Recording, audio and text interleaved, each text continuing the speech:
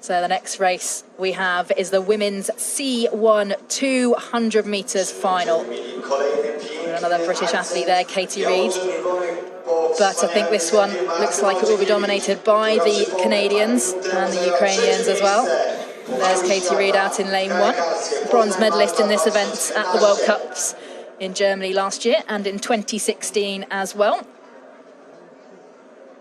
Great Britain really building up their women's canoe squad, thanks to a talent ID programme, bringing in athletes from other sports.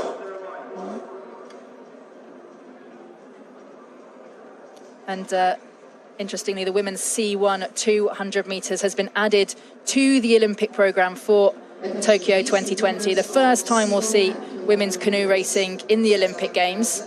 And how important do you think that is to canoe and kayak racing, Jess, to have that introduced? Oh, very important, because it shows the equality across the board, and it's brought in so many more amazing athletes and on the women's teams and all across the world. And yeah, it's fantastic to see. In lane 5 is from Ukraine, Anastasia Chetverikova, alongside Canada's Katie Vincent, and then lane 6, Laurence Vincent-Lepointe of Canada, 6-time world champion at C1 200 metres. She's been virtually untouchable in this event for the last few years. She's looking to keep up that undefeated record as she heads towards the first ever Olympic Games for women's seaboat racing. And out in lane 8, that's Mahivanet of Cuba, Mahivanet Boris-Samon, and Ludmila Luzan of Ukraine in lane 9.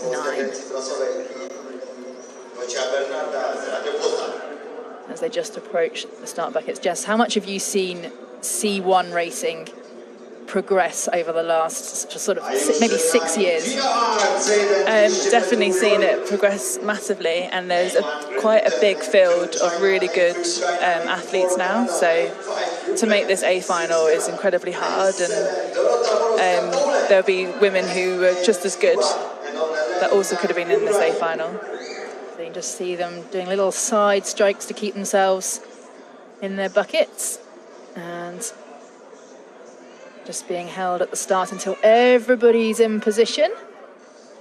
It looks like Dorota Borowska of Poland is just slightly askew. But they're underway. Out they go. Big start there from the Ukrainian athlete. That's Anastasia Chetverikova.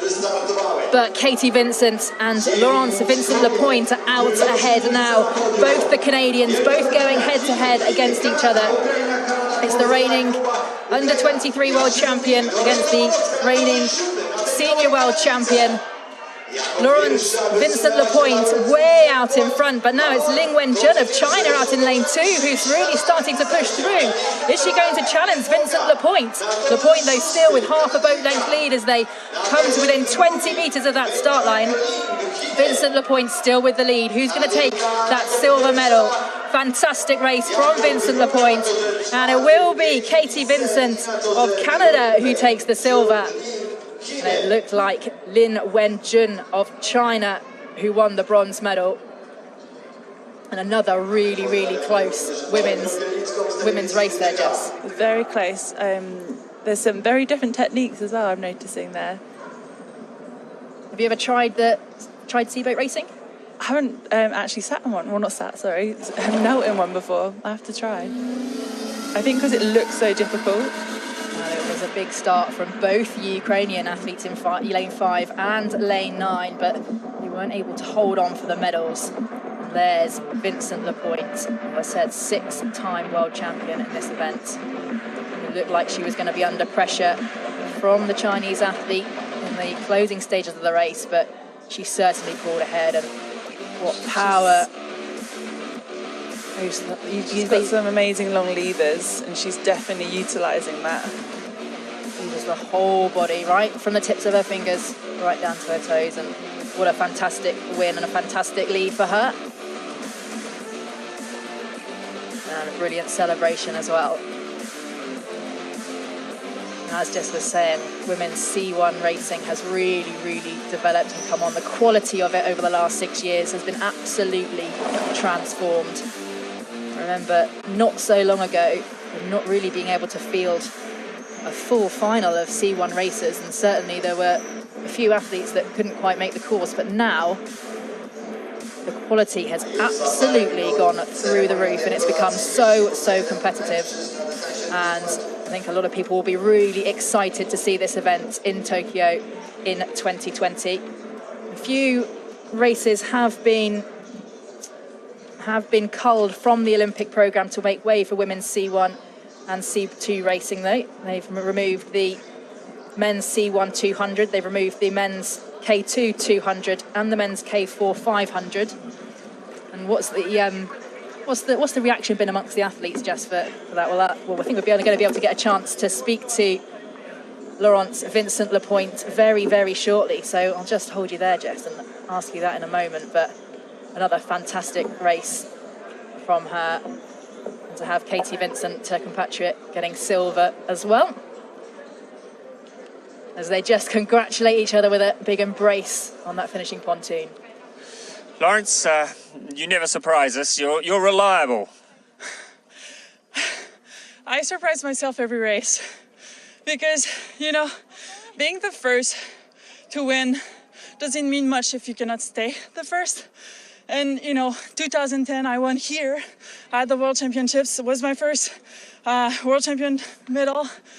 And, the fact that I've stayed for this long always amazes me, even though you said that's what we expect, but still it's always like doing it again and doing it again, and I'm amazed. Is that important? Is that what motivates you now, finding things like the fact that you had your first world medal here?